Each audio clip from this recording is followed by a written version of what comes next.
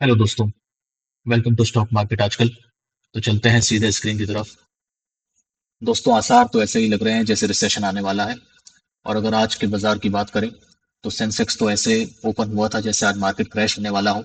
पर उसके बाद बाजार में रिकवरी देखी गई और एक मामूली सी गिरावट के साथ सेंसेक्स 0.17% नीचे बंद हुआ। और निफ्टी जो है वो 0.24% नीचे बंद हुआ। और जो रिकवरी का कारण बोला जाए तो निफ्टी आईटी में आज शानदार रिकवरी रही, उसके कारण आज बाजार थोड़ा संभल गया। और सेक्टोरल इंडाइसिस की अगर बात करें तो निफ्टी ऑटो आज 1.71% टूटा है। और निफ्टी ऑटो गिरे ही जा रहा है क्योंकि महंगाई की मार के साथ सबसे पहले अगर देखा जाए तो कंज्यूमर ड्यूरेबल्स पे बात आती है। और अगर महंगाई या क्राइसिस आने वाला हो तो लोग अपनी स्पेंडिंग जो है कंज्यूमर ड्यूरेबल आइटम्स की जो स्पेंडिंग है वो डिले करते हैं। और इसी के चलते निफ्टी ऑटो तो टूटे ही जा रहा है। साथ ही जिस हिसाब से ऑयल प्राइस बढ़ रहा है, जिस हिसाब से पेट्रोल डीजल के दाम बढ़ रहे हैं, तो लोग अपना गाड़ी खरीदना भी डिले करना चाहते हैं। और साथ ही अगर देखें निफ्टी पीएसयू बैंक को, तो पीएसयू बैंक भी लगभग 2% टूट गया। निफ्टी रियल्टी की बात करें तो निफ्टी रियल्टी भी टूटे जा रहा है। और उसके पीछे का कारण एआई बबल कह सकते हैं। जिस हिसाब से जिस हिसाब से आईटी सेक्टर क्रैश हो रहा है, ऐसी उम्मीद है कि आईटी की जो इनकम है, आईटी सेक्टर से जो इनकम है वो कम हो जाएगी और हाई एंड रियल एस्टेट जो है उसकी बिकवाली में कमी आएगी। तो इसी के चलते निफ्टी रियल्टी बहुत समय से उसमें मंदी बनी हुई है। और कंज्यूमर ड्यूरेबल्स को देखें तो वो भी लगभग 2% आज फिर से गिर गया है। और अगर ब्रॉड मार्केट इंडाइसिस पे नजर डालें तो सभी indices Nifty 100, 200, Nifty 500, small cap, mid cap, आज सभी लाल में बने रहे। निफ्टी स्मॉल कैप तो 1.26% टूट गया है। और अगर हमारे इंडिया वेक्स की बात करें, फियर इंडेक्स, तो वो आज 3.5% बढ़ के 19.45 पे पहुंच चुका है। निफ्टी आईटी की बात करें तो निफ्टी आईटी में शानदार रिकवरी रही।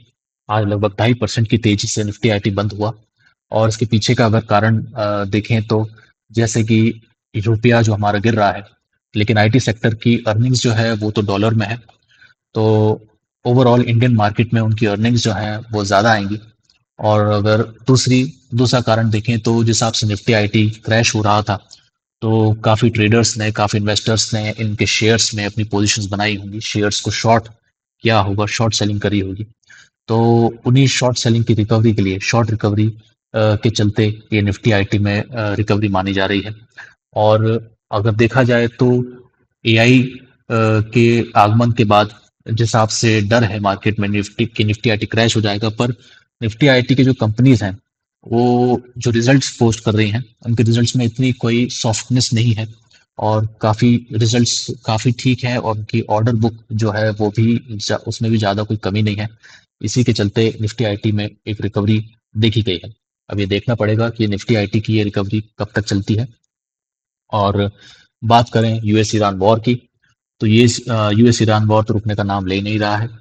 और अभी हाल ही में ईरान ने यूएई के न्यूक्लियर पावर प्लांट पर अटैक किया ड्रोन से। और इसके बाद काफ़ी डेंजरस एस्केलेशन बोल सकते हैं, जिसे इंडिया ने भी कंडेम किया है। और इस देखें प्रेसिडेंट ट्रंप के ट्वीट को, तो प्रेसिडेंट ट्रंप के ट्वीट भी रुक नहीं रहे हैं। लगातार नए नए उनकी धमकियां चलती रहती हैं। और कुछ ऐसी इमेजेस उन्होंने अभी हाल ही में डाली हैं। और यूएस डिमांड्स की बात करें तो यूएस डिमांड्स बिल्कुल भी चेंज नहीं हुई हैं। यूएस अड़ा हुआ है कि जो एनरिच्ड यूरेनियम है ईरान से वो लेके ही रहेगा। और जो एक स्टेलमेट है टॉक्स में वो बना हुआ है, स्ट्रेट ऑफ हॉर्मुज बंद है। और इसी के चलते ऑयल सप्लाई जो है डिस्रप्शन जारी है। और ऑयल प्राइस जो है वो अपने 2 वीक के उच्चतम स्तर पे पहुंच गया था ड्रोन अटैक के बाद। और अगर अभी ऑयल प्राइस को देखें तो $110 के पार ब्रेंट क्रूड बना हुआ है। और डब्ल्यूटीआई क्रूड $106 के पार बना हुआ है, जो कि बहुत ही एक इंडिया के लिए एक बहुत ही खतरे की घंटी है। और अगर ऐसी स्थिति चलती रही तो बहुत ही महंगाई बढ़ने वाली है। अगर इंडियन ऑयल बास्केट की बात करें, ऑन एन एवरेज मई में जो इंडिया का जो इंपोर्ट किया हुआ ऑयल है उसकी एवरेज प्राइस अगर देखें तो वो लगभग $106 के पास रही, जो कि $100 से ऊपर है। और ये बहुत ही रिस्की चीज़ है और इससे हमारा इंपोर्ट बिल जो है वो काफ़ी बढ़ने वाला है। और इसी के चलते सिंगापुर के पीएम ने जो है वार्निंग दी थी लास्ट फ्राइडे कि ये जो क्राइसिस है this is far from over. और ये जो क्राइसिस है वो 70s के ऑयल क्राइसिस जो कि ईरान के कारण हुआ था उस टाइम भी, उससे भी खराब हो सकता है। और उन्होंने ग्लोबल स्टैगफ्लेशन की वार्निंग दी है। स्टैगफ्लेशन मतलब कि अ, जो ग्रोथ रेट है, जो कि आपकी जो तेजी की जो दर है वो कम हो जाएगी, पर इन्फ्लेशन जो है वो बना रहेगा, महंगाई की मार चलती रहेगी और साथ में ग्रोथ भी नहीं रहेगी, जीडीपी भी नहीं ग्रो करेगी। तो ये बहुत ही एक विशिष्ट साइकिल आप इस समझ सकते हैं। और ये बहुत ही खतरनाक है इकोनॉमी, और इससे बाहर निकलना भी काफी मुश्किल होता है। तो उन्होंने ग्लोबल स्टैगफ्लेशन की ही वार्निंग दी है, और ये जो क्राइसिस है वो लंबा चलने वाला है, ऐसी वार्निंग दी है। और इसी के चलते अगर हम यूएसडी आईएनआर पर नजर डालें, तो यूएसडी आईएनआर रुपया तो फ्री फॉल पे है। इसने आज 96 के नीचे खुला था, और एक ही दिन में इतना बड़ा मूवमेंट बहुत ही बड़ा खतरा दिखाता है। और 96.37 मतलब 2-3 दिन में तो 96 के पार पहुंच गया, और 96.5 तक पहुंचने वाला है। अगर ऐसे ही चलता रहा तो हो सकता है कि डॉलर के मुकाबले 100 रुपए पे पहुंच जाए। और ये बहुत ही मतलब अगर आप बात करें तो 92 के ऊपर, लगभग 93 के नीचे ये ग्राफ में ये शुरू हो रहा है, और आज ये 96.37 पे पहुंच चुका है। अब आप सोच सकते हैं कि एक महीने, लगभग एक महीने के अंदर जो रुपया है वो लगभग 4.5 रुपए या 3.5 रुपए लगभग टूट गया है, जो कि कितना कितना परसेंट हो गया।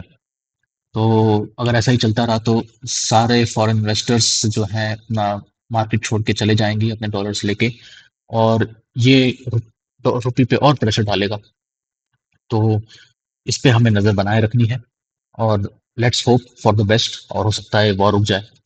और अगर डब्ल्यूपीआई अभी हाल ही में होलसेल इन्फ्लेशन के नंबर्स गवर्नमेंट ने रिलीज किए, तो आप देख सकते हैं कि होलसेल इन्फ्लेशन जो है वो 8.25% के आसपास 8.30% पे आया है, जो कि लास्ट मंथ से 2 गुने से भी ज्यादा है। अब आप सोच सकते हैं कि इस वॉर से हमारे मिडिल क्लास इंसान पे क्या असर पड़ रहा है। जो महंगाई दर है वो डबल से भी ज्यादा आई है होलसेल की, और ये होलसेल इन्फ्लेशन जो है वो सीपीआई में भी ट्रांसलेट होगा ही होगा। तो अगर फरवरी का डेटा देखें तो 2.26% इन्फ्लेशन था, और मार्च में 3.88%, और अप्रैल में देखें तो 8.30%। तो आप देख सकते हैं ये प्राइस इंक्रीज की एक चेतावनी आप इसे मान सकते हैं कि आने वाले समय में भी प्राइस इंक्रीज होती रहेगी। और ऐसी अटकलें हैं कि ऐसा अनुमान लगाया जा रहा है, अटकलें तो नहीं, कि ये जो डब्ल्यूपीआई इन्फ्लेशन है वो 10% को क्रॉस कर सकता है जिस हिसाब से हालात चल रहे हैं। और इसी के चलते अगर बात करें तो इंडिया के जो बॉन्ड यील्ड्स हैं वो अपने 6 वीक हाई पे पहुंच चुके हैं। और ग्लोबल मार्केट में भी अगर बात करें तो ट्रेजरी यील्ड्स जो है वो भी अपने 6 वीक हाई पे पहुंच चुकी है। ट्रेजरी यील्ड्स भी जो है अपने हाई पे पहुंच चुकी हैं। तो अगर आप इनको समझना चाहें तो आप बेसिकली ये कह सकते हैं कि जो इन्वेस्टर्स हैं मार्केट में, वो अपने जो पैसे हैं जो उधार पे दे रहे हैं, वो उसके लिए हायर इंटरेस्ट रेट चार्ज करने लगे हैं। और वो तभी होता है जब वो मार्केट में रिस्क एंटिसिपेट कर रहे हों, या आगे जाके जो है वो समय खराब हो सकता है ऐसा एंटिसिपेट कर रहे हों, तभी वो अपने जो इंटरेस्ट रेट है उसे बढ़ाएंगे, उस इंटरेस्ट रेट ज़्यादा मांगेंगे सेम अमाउंट ऑफ मनी को लैंड करने के लिए। और ये इसका एक और इंटरप्रिटेशन आप ये भी मान सकते हैं कि रेट हाइक हो सकता है, क्योंकि अगर उन्हें ऐसा लगता है, investors in market in general को अगर ऐसा लगता है कि इंटरेस्ट रेट जो सेंट्रल बैंक है वो बढ़ाने वाला है, तो वो अभी से जो अपने बॉन्ड्स हैं उसके लिए हायर इंटरेस्ट रेट चार्ज करने लगते हैं, ताकि बाद में जब वो रेट्स बढ़ जाएं तो उन्हें नुकसान ना हो। इसलिए अभी से जो बॉन्ड यील्ड्स हैं वो बढ़ने लगी हैं, और इसका सीधा सीधा अंदेशा ये हो सकता है कि आने वाले समय में रेपो रेट बढ़ाना पड़े। और अगर हम बात करें तो जो हमने ये मार्केट इस साल की जो शुरुआत करी थी, ऐसा लग रहा था कि रेपो रेट कम होगा और ग्लोबली इंटरेस्ट रेट्स कम किए जाएंगे। पर इस वॉर ने 2 महीने में जो है ऐसी स्थिति ला दी है कि अब तो सबको ऐसा अंदेशा है और जेन्युइन कंसर्न है कि इंटरेस्ट रेट बढ़ सकता है, और ये मार्केट के लिए बहुत ही खराब न्यूज़ होगी, और ओवरऑल इकोनॉमी के लिए और जीडीपी के लिए बहुत ही खराब न्यूज़ होगी। और इसी के चलते ऐसी उम्मीद आप लगा सकते हैं कि पॉसिबल है कि रिसेशन आ सके, और ऐसा मैं नहीं बोल रहा हूँ, ऐसा सिंगापुर के पीएम बोल रहे हैं। और अगर देखते हैं आगे क्या चलता है मार्केट में। और अगर वीडियो पसंद आया हो तो वीडियो लाइक करें, सब्सक्राइब करें। और धन्यवाद।